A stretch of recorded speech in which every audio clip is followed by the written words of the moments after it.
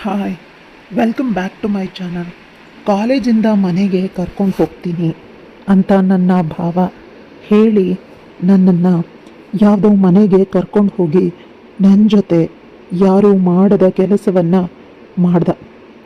ಇದರಿಂದ ನನ್ನ ಮೈ ಮೇಲೆ ಕಚ್ಚಿದ ಗಿಂಡಿದ ಗುರುತುಗಳಾಗಿ ಮೈಯೆಲ್ಲ ಕೆಂಪಗಾಯಿತು. ಅವನು ಅಷ್ಟೇ ಸಾಲೋದಿಲ್ಲ ಅಂತ ನನ್ನನ್ನು ಹಾಸಿಗೆ ಮೇಲೆ ಬಟ್ಟೆ ಬಿಚ್ಚಿ ಮುದ್ದಾಡ. ನನಗೂ ಕೂಡ ತುಂಬ ಇಷ್ಟ ಭಾವ ಅಂದರೆ. ಅದಕ್ಕೆ ನಾನು ಕೂಡ ಅವನ ಜೊತೆ ಮೈ ಮರೆತೆ. ಮುಂದೇನಾಯಿತು ತಿಳ್ಕೊಬೇಕು ಅಂದರೆ ಕತೆನ ಪೂರ್ತಿಯಾಗಿ ಕೇಳಿಸ್ಕೊಳ್ಳಿ. ಕತೆ ತುಂಬ ಚೆನ್ನಾಗಿದೆ, ಎಲ್ಲೂ ಸ್ಕಿಪ್ ಮಾಡಬೇಡಿ. ನನ್ನ ಹೆಸರು ಕಾಮಿನಿ. ನಾನಿರೋದು ಹಳ್ಳಿಯಲ್ಲಿ. ನನಗೊಬ್ಬಳು ಅಕ್ಕ ಇದ್ದಾಳೆ. ಅವಳು ಪೇಟೆಯಲ್ಲಿ ಕೆಲಸಕ್ಕೆ ಸೇರಿಕೊಂಡಿದ್ದಾಳೆ. ನಾನಿಲ್ಲಿ ಅಪ್ಪ ಅಮ್ಮನ ಜೊತೆ ಇದ್ದೀನಿ. ಅಪ್ಪ ಅಮ್ಮ ನನ್ನನ್ನು ಬೇಸರಕ್ಕೆ ಇಟ್ಕೊಂಡಿದ್ದಾರೆ. ನಾನು ಕೂಡ ಅಕ್ಕನ ಜೊತೆ ಹೊರಟೋಗ್ತೀನಿ ಅಂತ ಹೇಳಿದ್ದಕ್ಕೆ ಅಪ್ಪ ಅಮ್ಮ ಒಪ್ಪಲಿಲ್ಲ.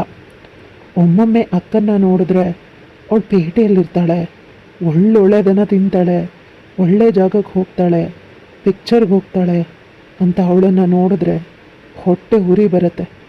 ಅಕ್ಕ ತುಂಬ ಸುಂದರವಾಗಿದ್ದಾಳೆ ನನಗಿಂತ. ಅದಕ್ಕೆ ನನ್ನ ಮಾವನ ಮಗ ಅವಳಿಗೆ ಲವ್ ಲೆಟರ್ ಬರ್ಕೊಟ್ಟ. ಆದರೆ ನನಗೆ ತಿಳಿಯದೆ ನಾನೇ ಅದನ್ನು ಓದಿದೆ.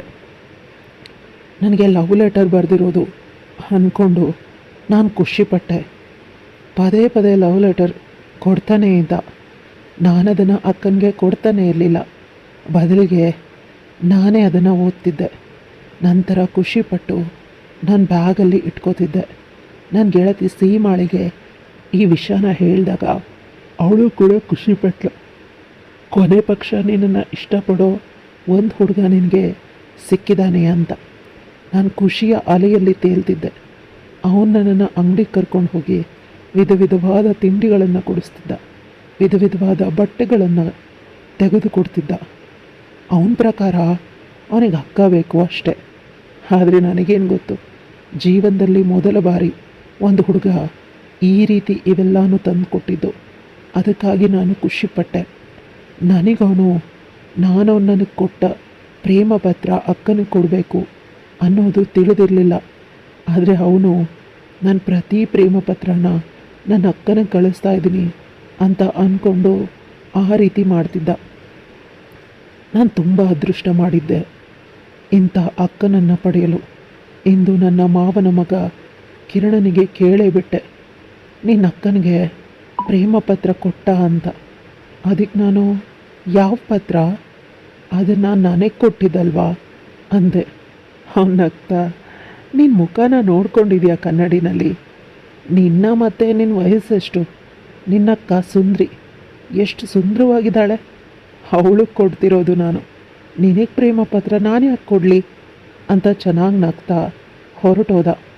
ತಮಾಷೆ ಮಾಡ್ತಾಳೆ ಅಂತ. ನಂತರ ಏನಾಯಿತು ಅಂತ ತಿಳಿದಿಲ್ಲ. ಅಪ್ಪ ಅಮ್ಮನ ಬಳಿ ನನ್ನ ಅತ್ತೆ ಮಗ ಕಿರಣ್ ಮತ್ತು ಅವ್ರ ಅಪ್ಪ ಅಮ್ಮ ಬಂದಿದ್ದರು. ಸಡಗರ. ತಿಳಿದು ಖುಷಿ ಆಯಿತು. ವಿಷಯ ತಿಳಿದಾಗ ದುಃಖನೂ ಆಯಿತು. ನನ್ನ ಅಕ್ಕ ಮತ್ತು ನನ್ನ ಮಾವನ ಮಗ ಕಿರಣ್ ಇಬ್ಬರು ಎಂಗೇಜ್ಮೆಂಟ್. ನನಗೆ ಕೊಟ್ಟಿದ್ದ ಪ್ರೇಮ ಪತ್ರನ ನನ್ನಮ್ಮ ತೆಗೆದು ನೋಡಿ ನಂತರ ಕಿರಣ್ಗೆ ಫೋನ್ ಮಾಡಿ ವಿಷಯ ಕೇಳಿದ್ರೆ ಕಿರಣ್ ಆಗ ಎಲ್ಲ ವಿಷಯನೂ ವಿವರವಾಗಿ ಹೇಳಿದ್ದಾನೆ. ಅವ್ರು ಹೇಳಿರೋದು, ಈ ಪತ್ರಗಳನ್ನು ನಾನು ಕೊಟ್ಟಿರೋದು ನಿಮ್ಮ ದೊಡ್ಡ ಮಗಳಿಗೆ ಕೊಡು ಅಂತ. ಅವಳು ನೋಡಿದ್ರೆ ಎಲ್ಲ ಪತ್ರ ನನಗೆ ಅಂತ ತಮಾಷೆ ಮಾಡ್ತಾಳ. ಆಂಟಿ, ನನಗೆ ನಿಮ್ಮ ಮೊದಲು ಮಗಳಂದರೆ ತುಂಬ ಇಷ್ಟ. ಅವಳನ್ನು ಕೊಟ್ಟು ಮದುವೆ ಮಾಡಿದ್ರೆ ಎಲ್ಲ ಖರ್ಚು ಹಾಕ್ಕೊಂಡು ನಾವೇ ಮದುವೆ ಮಾಡ್ಕೋತೀವಿ, ನಿಮ್ಗೆ ಯಾವುದೇ ಸಮಸ್ಯೆನೂ ಕೊಡೋದಿಲ್ಲ ಅಂತ ಹೇಳಿದ್ರು. ಮನೆಯಲ್ಲಿ ವಿಚಾರ ಮಾಡಿದ್ರು. ಯಾಕಂದರೆ ಅಪ್ಪ ಅಮ್ಮ ಸ್ವಲ್ಪ ಕಂಜೂಸು, ದೊಡ್ಡವರಿಗೆ ಖರ್ಚಾಗಬಾರ್ದು. ಈಗ ಮದುವೆ ಅವನೇ ಮಾಡ್ಕೋತಾನೆ, ಅದರಲ್ಲೂ ಯಾವುದೇ ರೀತಿ ಒಡವೆನೂ ತೆಗಿಬೇಡಿ, ದೇವಸ್ಥಾನದಲ್ಲಿ ಮದುವೆ ಆಗ್ತೀನಿ, ಸೀರೆ ಕೂಡ ನಾನೇ ಕೊಡಿಸ್ತೀನಿ ಅಂತ ಕೇಳಿದ ಮೇಲೆ ಮುಗಿದು ಹೋಯಿತು. ಅಪ್ಪ ಅಮ್ಮ ಅವನ ಮಾತಿಗೆ ಒಪ್ಕೊಂಡ್ರು. ಇವ್ರ ಮದುವೆಗೆ ಅಂತ ಏನೂ ತೆಗಿಯೋದಿಲ್ಲ, ಏನೂ ಕೊಡೋದು ಇಲ್ಲ ಅನ್ನೋದು ತಿಳಿತು. ಆದರೆ ಎಂಗೇಜ್ಮೆಂಟ್ ಮಾತ್ರ ಮಾಡಬೇಕು. ಮೊದಲ ಮಗಳು ಅಂತ ಮನೇಲಿ ಚಪ್ರ ಹಾಕಿಸಿ ಎಷ್ಟು ಸಾಧ್ಯನೋ ಅಷ್ಟು ಸಿಂಪಲ್ಲಾಗಿ ಶಾಸ್ತ್ರ ಮಾಡಿ ಮುಗಿಸಿದ್ರು.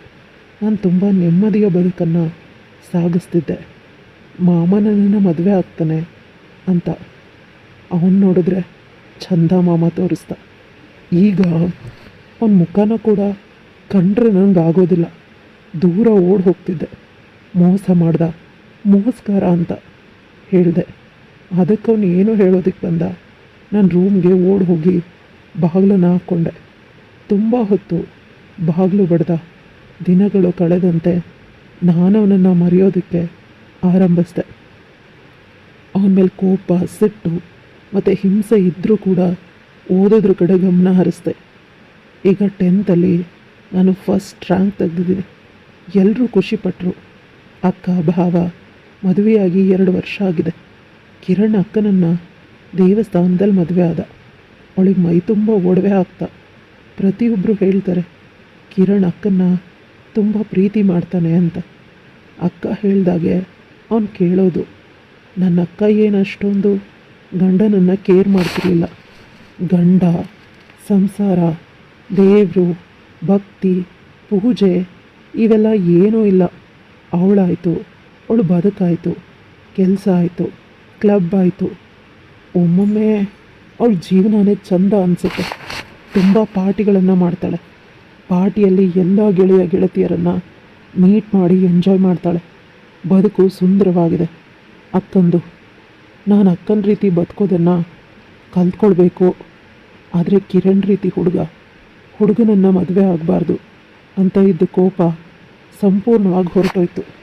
ದೊಡ್ಡವಳಾದಂತೆ ನನಗೂ ಬುದ್ಧಿ ಬರ್ತಾಯಿದೆ. ನಿಜವಾಗ್ಲೂ ಕಿರಣ್ ರೀತಿ ಹುಡುಗನೇ ಬೇಕು ಸಮಾಜದಲ್ಲಿ ನಾವು ಬದುಕಬೇಕು ಅಂದರೆ ಅಂತ ಅನ್ನಿಸ್ತು. ನಾನು ತುಂಬ ನೆಮ್ಮದಿಯ ಬದುಕನ್ನು ಕಟ್ಕೋಬೇಕು. ಈಗ ಕಾಲೇಜಿಗೆ ಸೇರಿದ್ದೀನಿ. Engineering first sem. ಒಳ್ಳೆ ಕಾಲೇಜಲ್ಲಿ ಸೀಟ್ ಸಿಕ್ಕಿದೆ. ಅದು ಫ್ರೀ ಸೀಟ್. ಬೆಂಗಳೂರಲ್ಲಿ. ನಾನು ಹಾಸ್ಟೆಲ್ಗೆ ಹೋಗೋದ್ರಲ್ಲಿ ರೆಡಿ ಆಗಿದ್ದೆ. ಆದರೆ ಕಂಜೂಸಪ್ಪ ಅಮ್ಮ ನನ್ನನ್ನು ಹಾಸ್ಟೆಲ್ಗೆ ಸೇರಿಸೋದಕ್ಕೆ ಹಾಸ್ಟೆಲ್ ಫೀಸಲ್ಲಿ ಕಟ್ತಾರೆ ಅಲ್ವಾ. ಅವ್ರಿಗೆ ನಾನು ಹಾಸ್ಟೆಲ್ಗೆ ಸೇರೋದು ಸ್ವಲ್ಪನೂ ಇಷ್ಟ ಇಲ್ಲ. ಬದಲಿಗೆ ಅಕ್ಕ ಭಾವನ ಮನೆಯಲ್ಲಿ ಇರಬೇಕು. ಅವ್ರ ಮನೆ ತುಂಬ ದೊಡ್ಡದು. ಅಕ್ಕ ಈಗ ಅಲ್ಲೇ ಹೊರಗಡೆ ಟ್ರಿಪ್ಪಿಗೆ ಹೋಗ್ತಾಳೆ. ನೀನಿದ್ರೆ ನೀನು ಭಾವನಿಗೆ ಅಡುಗೆ ಮಾಡಿಕೊಡ್ಬೋದು ಅಂತ. ನಂಗೆ ಮೊದಲು ತುಂಬ ದಿನಗಳ ಕಾಲ ಕಿರಣ್ ಮೇಲೆ ಬೇಸರ ಮಾಡ್ಕೊಂಡಿದ್ದೆ. ಅವನ ಪ್ರೀತಿ ಮಾಡೋದ್ರಲ್ಲಿ ತಪ್ಪಿಲ್ಲ. ಅಷ್ಟಲ್ಲದೆ ಅವಳು ಇಂಡಿಪೆಂಡೆಂಟ್. ತನ್ನನ್ನು ತಾನೇ ತಿಂತಾಳೆ. ಅವಳು ಸರ್ವಗುಣ ಸಂಪನ್ನೆ. ಭಾವನೆ ಎಷ್ಟು ಇಷ್ಟಪಡ್ತಾರೆ ಅಕ್ಕನ್ನ. ನಾನು ಕೂಡ ನನ್ನ ಅಕ್ಕನ್ನ ತುಂಬ ಇಷ್ಟಪಡ್ತೀನಿ. ತಂಗಿಗಾಗಿ, ಅವಳಿಗಾಗಿ ನಾನು ಏನು ಬೇಕಾದರೂ ಮಾಡ್ತೀನಿ. ಅವಳಿಗೆ ನಾನು ಅಂದರೆ ಪ್ರಾಣ. ಅವಳು ಕೂಡ ತುಂಬ ಹಠ ಮಾಡಿದ್ಲು, ನೀನು ನಮ್ಮ ಮನೆಯಲ್ಲಿರಬೇಕು. ಕಿರಣ್ ಭಾವ ಕೂಡ ಪದೇ ಪದೇ ಫೋನ್ ಮಾಡಿ ಹೇಳಿದ್ರು, ನಿನಗೆ ಅಂತ ಒಂದು ರೂಮ್ ಬಿಟ್ಕೊಡ್ತೀವಿ, ನೀನು ಪ್ರೈವಸಿಗೆ ತೊಂದರೆ ಮಾಡೋದಿಲ್ಲ. ಮನೆಯಲ್ಲಿ ಅಡುಗೆ ಮಾಡೋದು ಕೂಡ ಕೆಲಸದವರಿದ್ದಾರೆ.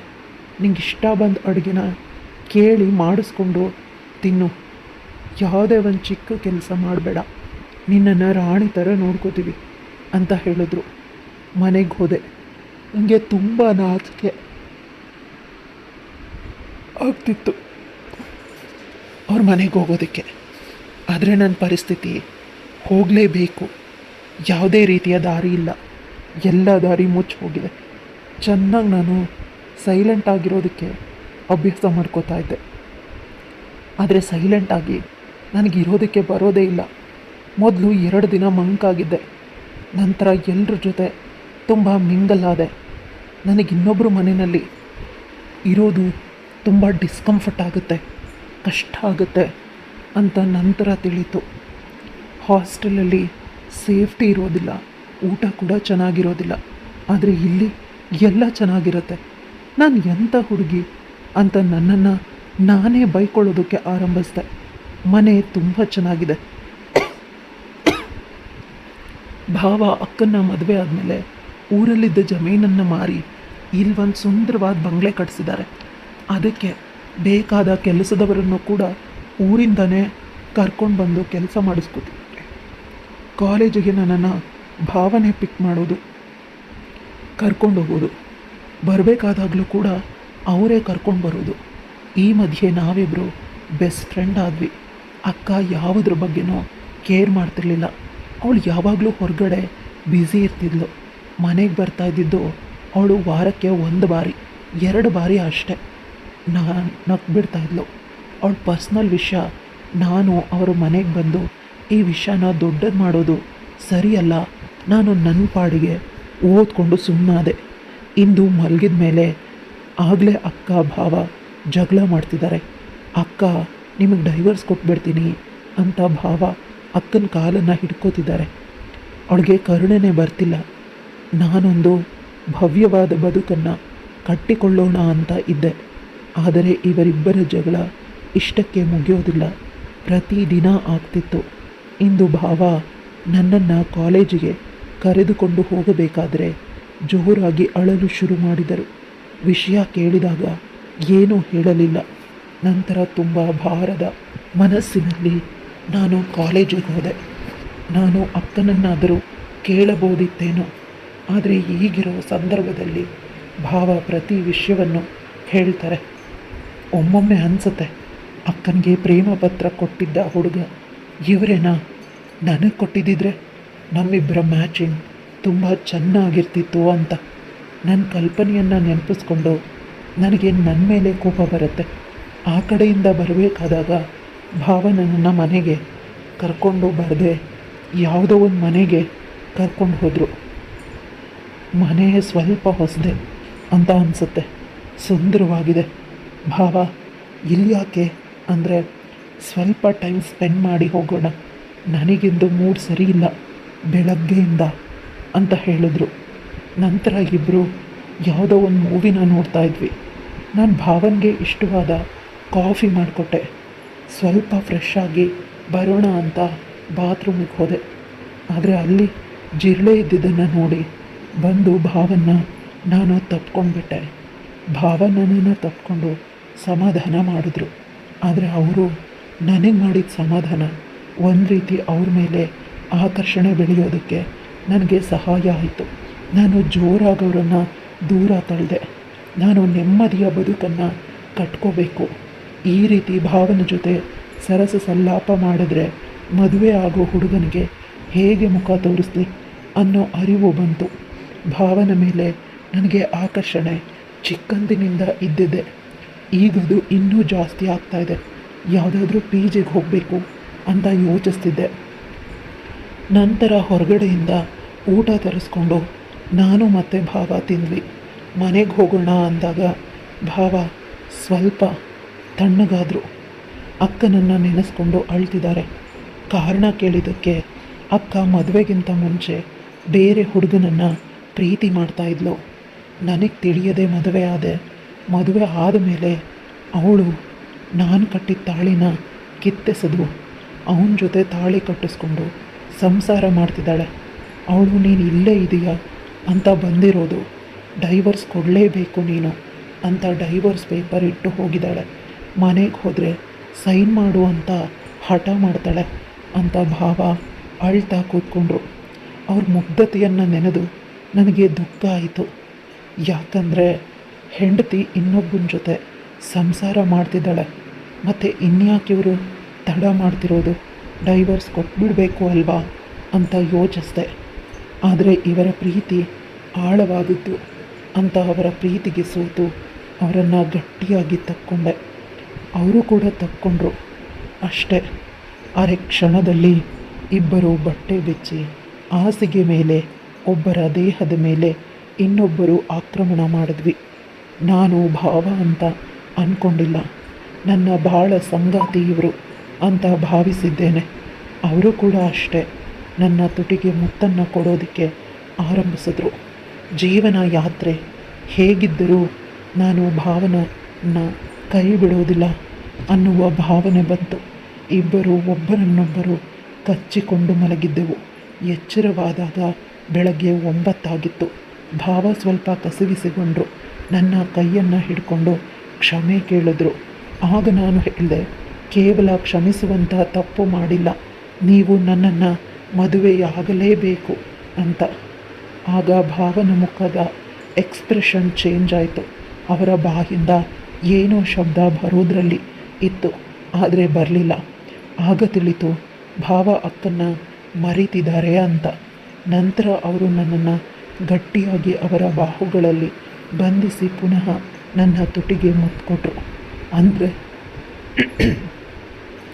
ಅವ್ರು ನಿನ್ನನ್ನು ನಾನು ಮದುವೆ ಆಗ್ತೀನಿ ಅಂತ ಒಪ್ಕೊಂಡಿದ್ದಾರೆ ಅಂತ ನನಗನ್ನಿಸ್ತು. ನಾನು ತುಂಬ ಅದೃಷ್ಟವಂತೆ. ಚಿಕ್ಕಂದಿನ ನನ್ನ ಪ್ರೇಮ ಮರಳಿ ನನಗೆ ಈಗ ಸಿಕ್ಕಿದೆ. ಮನೆಗೆ ಇಬ್ಬರು ತುಂಬ ಖುಷಿಯಿಂದ ಹೋದ್ವಿ. ಅಕ್ಕ ಮನೆಯಲ್ಲಿ ಇದ್ಲು. ಭಾವ ಡೈವರ್ಸ್ ಪೇಪರ್ಗೆ ಸೈನ್ ಮಾಡಿದ ತಕ್ಷಣ ಅವಳು ಇನ್ಮೇಲೆ ನನಗೂ ಮತ್ತು ನಿನಗೂ ಯಾವುದೇ ಸಂಬಂಧ ಇಲ್ಲ, ನನ್ನ ತಂಗಿನ ನಾನು ಕರ್ಕೊಂಡು ಹೋಗ್ತಾ ಇದ್ದೀನಿ ಅಂತ ನನ್ನ ಕೈನ ಹಿಡ್ಕೊಂಡ್ಳು. ಆಗ ನಾನು ಹೇಳಿದೆ, ನೀನು ಎಷ್ಟು ಕರೆದ್ರೂ ನಾನು ಬರೋದಿಲ್ಲ ಅಂತ. ಆಗವಳು ನನ್ನನ್ನು ತುಂಬ ತೀಕ್ಷ್ಣವಾಗಿ ನೋಡಿದ್ಲು. ನನ್ನ ಮುಖದ ಭಾವನೆ, ನನ್ನ ಕೂದಲು, ನನ್ನ ಬಟ್ಟೆನ ನೋಡಿ ಅವಳಿಗೆ ಅರ್ಥ ಆಯಿತು. ಯಾವುದೇ ವಿರೋಧನೂ ಮಾಡಲಿಲ್ಲ. ಯಾವುದೇ ವಿರೋಧನೂ ಮಾಡಿದೆ, ವಿಷಯ ಏನು ಅಂತಲೂ ಕೇಳದೆ ಹೊರಟೋದ್ಲು. ಇವಳು ಅಂತ ದುಃಖ ಆಯಿತು. ಆದರೆ ಹಿಂದೆಯಿಂದ ಬಂದು ನನ್ನ ಭಾವ ನನ್ನನ್ನು ಗಟ್ಟಿಯಾಗಿ ತಪ್ಪಿಕೊಂಡು ನನ್ನ ಕೆನ್ನೆಗೆ ಮುತ್ತು ಕೊಟ್ಟು ನಾನು ಕೂಡ ಅವರನ್ನು ತಪ್ಪಿಕೊಂಡೆ. ಒಂದು ಹೊಸದಾದ ಸುಂದರವಾದ ಬದುಕನ್ನು ಕಟ್ಕೋಬೇಕು ಅಂತ ಸ್ವಲ್ಪ ಸಮಯಕ್ಕೆ ಅಪ್ಪ ಅಮ್ಮನಿಗೆ ಅಕ್ಕ ಮತ್ತು ಭಾವ ಎಲ್ಲ ವಿಷಯವನ್ನು ವಿವರಿಸಿ ಹೇಳಿದೆ. ಅವರು ಮೊದಲು ಬೇಸರ ಮಾಡಿಕೊಂಡ್ರು. ನಂತರ ಅಮ್ಮ ಹೇಳಿದ್ಲು, ನೀನೇ ಮದುವೆ ಆಗಿಬಿಡು ಅವನನ್ನು, ನಿನಗೆ ಹೇಗಿದ್ರು ಅವನು ಇಷ್ಟ ಅಲ್ವಾ? ಚಿಕ್ಕಂದಿನಲ್ಲಿ ಅವನು ಕೊಡೋ ಪ್ರೇಮ ಪತ್ರನ ನೀನು ತಗೊಂಡು ಖುಷಿ ಪಡ್ತಿದ್ದೆ. ನಿನ್ನಲ್ಲೂ ಕೂಡ ಪ್ರೇಮ ಶುರುವಾಗಿತ್ತು, ಅದು ನನಗೆ ತಿಳಿದಿತ್ತು. ಆದರೆ ಕಿರಣ್ ಹುಡುಗ ಅಂತ ತಿಳಿದಿರಲಿಲ್ಲ. ನಮ್ಮ ಮೊದಲ ಮಗಳು ನಿನ್ನ ಭಾವ ಕಿರಣ್ಗೆ ಮೋಸ ಮಾಡಿದಳೆ. ನೀನಾದರೂ ಅವನನ್ನು ಮದುವೆಯಾಗಿ ಅವನಿಗೊಂದು ಸುಂದರವಾದ ಬದುಕನ್ನು ಕೊಡು ಅಂತ ಅಮ್ಮ ಹೇಳಿದಾಗ ನಾನು ಲೌಡ್ ಸ್ಪೀಕರ್ ಆನ್ ಮಾಡಿದ್ದೆ. ಕಿರಣ್ ಕೂಡ ತುಂಬ ಖುಷಿಪಟ್ಟರು. ಇಬ್ಬರು ಒಂದು ಸುಂದರವಾದ ಬದುಕನ್ನು ಕಟ್ಟಿಕೊಳ್ಳುವ ಆತರದಲ್ಲಿ ಇದ್ದೇವೆ. ಪುನಃ ನಾವಿಬ್ಬರು ಒಂದಾದ್ವಿ. ಮುಂದೆ ಸಂಸಾರ ತುಂಬ ಚೆನ್ನಾಗಿದೆ. ನನ್ನ ಜೀವನದ ಪ್ರತಿ ಹಂತದಲ್ಲೂ ಉನ್ನತಿ ಸಿಗ್ತಾ ಇದೆ. ಕತೆ ಇಲ್ಲಿ ಮುಗಿಯುತ್ತೆ. ಕತೆ ಇಷ್ಟ ಆಗಿದ್ರೆ ಲೈಕ್, ಶೇರ್, ಕಮೆಂಟ್ ಮಾಡೋದನ್ನು ಮರಿಬೇಡಿ. ಇಂತಹ ಇನ್ನಷ್ಟು ಇಂಟ್ರೆಸ್ಟಿಂಗ್ ಕತೆಗಳಿಗಾಗಿ ನನ್ನ ಚಾನಲ್ನ ಸಬ್ಸ್ಕ್ರೈಬ್ ಮಾಡ್ಕೊಳ್ಳಿ.